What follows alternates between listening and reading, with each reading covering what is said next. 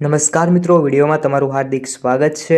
હાલમાં મિત્રો ગુજરાતમાં ગુનાખોરીનું પ્રમાણ દિવસે ને દિવસે વધી રહ્યું છે અને મહિલાઓ પણ સુરક્ષિત નથી, તેના પર થઈ રહ્યા છે અત્યાચાર। મિત્રો, ભુજ શહેરમાંથી એક મોટા સમાચાર મળી રહ્યા છે।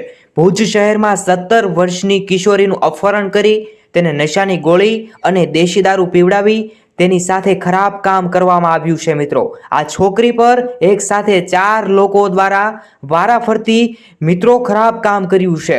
અત્યારે પહેલા મિત્ર 3 લોકોની ધરપકડ થઈ, ત્યારબાદ ચોથાની પણ ધરપકડ કરી અને પોલીસે કબજા હેઠળ આ લોકોની 4ની ધરપકડ કરી લીધી છે તેવા સમાચાર અત્યારે સામે આવી રહ્યા છે।